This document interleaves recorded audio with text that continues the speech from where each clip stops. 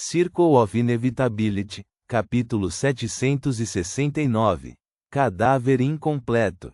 Ao contrário do deserto por onde Lumian e companhia passaram antes, coberto de pedras branco-acinzentadas, o solo deste lado do rio Stygia era preto como breu. Não havia flores murchas cor de sangue, nem esqueletos fantasmagóricos, nem cadáveres em decomposição para serem vistos. O céu acima não era mais iluminado pela luz do sol, pálida, fraca e fria. Em vez disso, uma escuridão intensa dominava esse mundo sem limites. Nas profundezas da escuridão, aglomerados de chamas branco-claras e esverdeadas pairavam silenciosamente no ar, bem espaçadas umas das outras, como se servissem como postes de luz. Usando a iluminação da chama pálida mais próxima, Lumian saltou rapidamente do barco sombrio para a costa. Assim que seus pés tocaram o chão firme, seu coração se estabilizou consideravelmente. Ao cruzar o rio Stygia, o cheiro da morte em seu corpo morto-vivo se tornou mais intenso e evidente, enquanto seu espírito e consciência, firmemente protegidos pela máscara dourada da família Eggers, sentiram um leve calafrio. Depois disso, uma frieza sinistra tomou conta de seu corpo, mas o barqueiro extremamente decaído, com seus olhos fundos, simplesmente reinseriu seu longo remo na correnteza do rio. Não fez nenhum novo movimento para atacar Lumian. Parecia incapaz de atacar alvos na costa. Observando o barco sombrio e o barqueiro, agora de costas para ele, se afastando lentamente, Lumian refletiu: não vai acabar com isso. Com sua classificação, aquela pele humana decadente combinaria muito bem com seu mensageiro. Isso se referia à mensageira do Cavaleiro de Espadas, a meia-fada, um ser espiritual sem a metade externa do corpo, o que significa que ela estava precisamente sem pele humana, enquanto o barqueiro era apenas a pele descascada de um semideus do caminho da morte. O Cavaleiro de Espadas ficou em silêncio por alguns segundos, deixando sua voz ecoar nos ouvidos de Lumian: só lhe falta a própria pele. A resposta foi curta e contida, mas Lumian quase ouviu o Cavaleiro de Espadas rugir: não encontre qualquer pele para minha mensageira vestir. Parando por um segundo, o Cavaleiro de Espadas continuou: talvez precisemos retornar através do rio Stygia, e não sabemos quantos barqueiros ainda existem lá. Uma necessidade de retornar através do Stygia? Lumian então ponderou uma questão muito séria e importante. Depois de lidar com o filho de Oxito, como deixamos o submundo? Claramente, isso não era algo que poderia ser resolvido por teletransporte. Nossos aliados no mundo exterior devem buscar a ajuda de um Sequência 5, porteiro do caminho da morte ou de um semideus correspondente, o que pode exigir nosso retorno às áreas periféricas do submundo em que estávamos antes, para acessar as portas de bronze do submundo. Lumian assentiu, seguindo uma vaga sensação provocada pela marca preta em seu ombro direito, e deu um passo à frente. Ele não perguntou ao Cavaleiro de Espadas e ao semideus da facção da temperança se ele estava se desviando do caminho para encontrar o filho de Oxito. Se ele estivesse errado, eles o informariam. Ao chegar à chama pálida mais próxima, Lumian percebeu que ela realmente servia como um poste de luz. Ele foi feito de ouro, com o formato de uma pessoa ajoelhada com as mãos amarradas atrás das costas, a cabeça inclinada para trás e o tronco dobrado para fora. Um pavio escuro e sinistro projetava-se da boca da estátua, coberto por uma camada de graxa translúcida amarelo clara. A chama branco-clara queimava silenciosamente, aparentemente por milhares de anos sem um sinal de extinção. A partir desta lâmpada em forma humana, o chão ficou coberto de lajes de pedra escuras e rachadas. Lumian podia imaginar quão solene deve ter sido o caminho para o Palácio da Morte. Ele caminhou pelo caminho, que estava inexplicavelmente enrachado e destruído, avançando rápida, mas cautelosamente, mais profundamente na escuridão, em direção ao local suspeito de conter a parte do corpo da mão abscessada.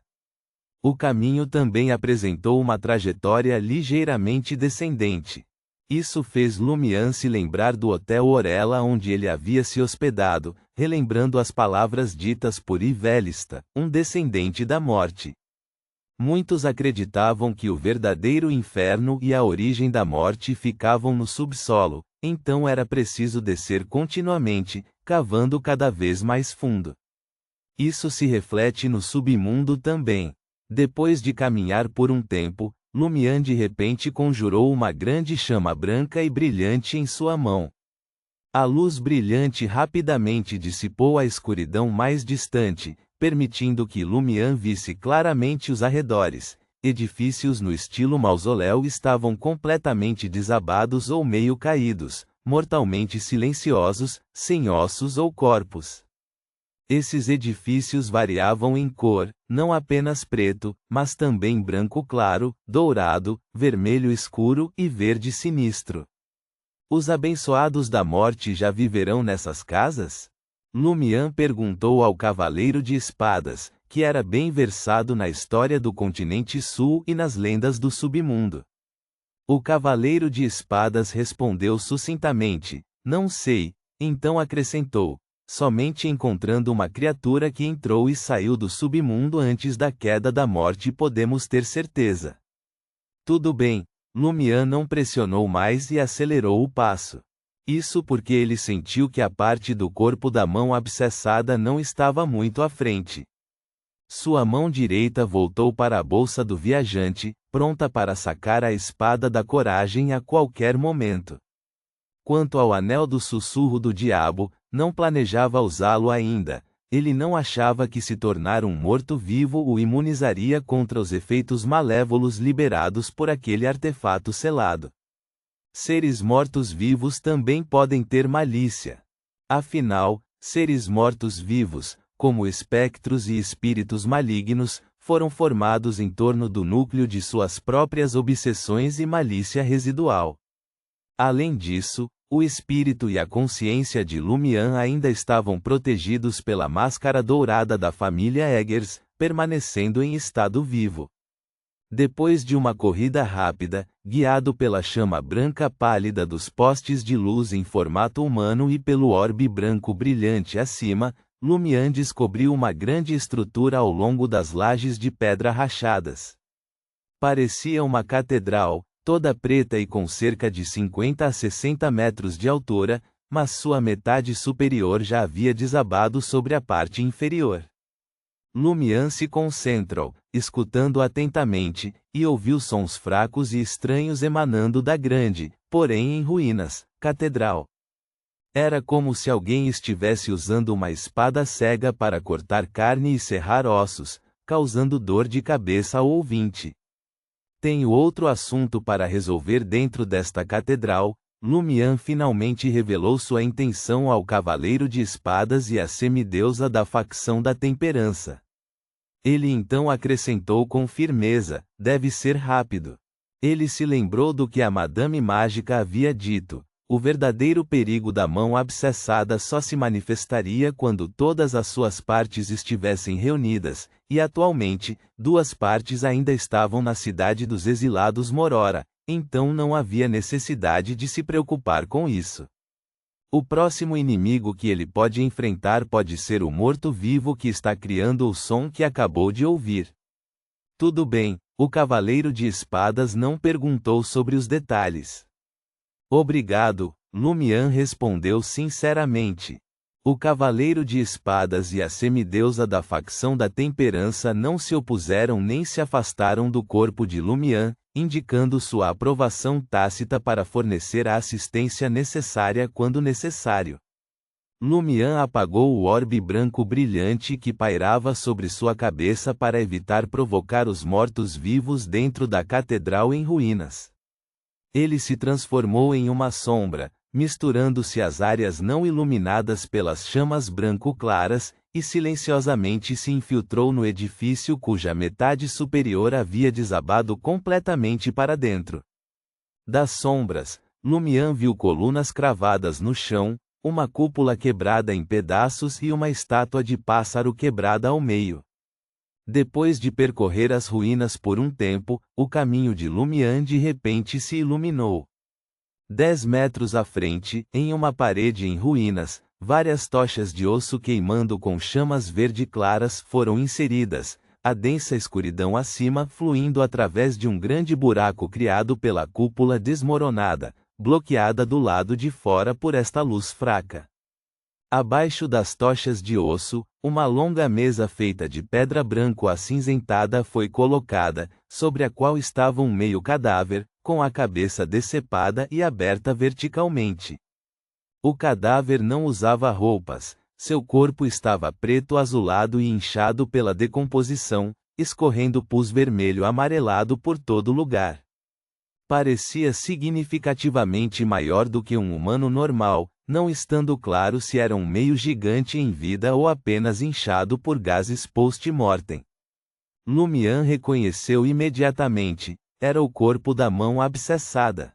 Ela compreendia a metade esquerda, incluindo uma mão e um pé. Em frente ao cadáver da mão abscessada estava uma pessoa imponente, com cerca de 4 metros de altura. A pele da pessoa era preta como o breu, gravada com vários padrões sinistros, a maioria dos quais havia se deteriorado, expondo ossos brancos fantasmagóricos, nus, ou aparecendo como tecido viscoso meio derretido.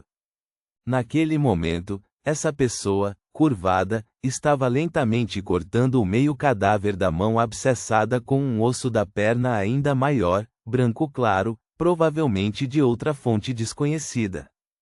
Lumian notou 2 chifres de cabra pretos, curvos e esfarrapados, crescendo na cabeça da pessoa, cujo perfil lembrava uma fusão de características humanas e de cabra, tornando-se cada vez mais assustador quanto mais ele olhava. Um morto-vivo transformado de um Beyonder do caminho do diabo após a morte? Assim que Lumian teve esse pensamento, ele viu o gigante com cara de bode cortar um pedaço de carne em decomposição preto-azulada e enfiá-lo na boca, mastigando vigorosamente, fazendo com que pus amarelo claro espirrasse. No meio cadáver da mão abscessada, a carne em decomposição se contorcia e crescia, preenchendo os cortes feitos. Um ciclo de refeição e regeneração? Lumian estava ponderando um plano para pegar o cadáver da mão abscessada quando o morto-vivo parecido com um diabo de repente se virou, olhou para as sombras onde estava escondido e falou em uma linguagem ininteligível usando uma voz oca e decadente. Embora não conseguisse entender as palavras, Lumian sentiu uma estranha pulsação em sua carne, obrigando-o a deixar sua forma de sombra e retornar à sua aparência de morto-vivo com a máscara dourada. Entretanto, o demônio decadente com cara de bode não aproveitou a oportunidade para atacar. Após 2 segundos, a voz do cavaleiro de espadas chegou aos ouvidos de Lumian. Ele está perguntando: você precisa de carne? Você precisa de carne? Lumian ficou primeiro atordoado, depois aliviado por ter um tradutor. Olhando para o gigante morto-vivo curvado, parecido com um demônio, Lumian de repente teve um pensamento estranho. Isso é considerado um acordo com um demônio? Os efeitos colaterais do uso da transação secreta do detentor da autoridade finalmente me pegaram? Ponto.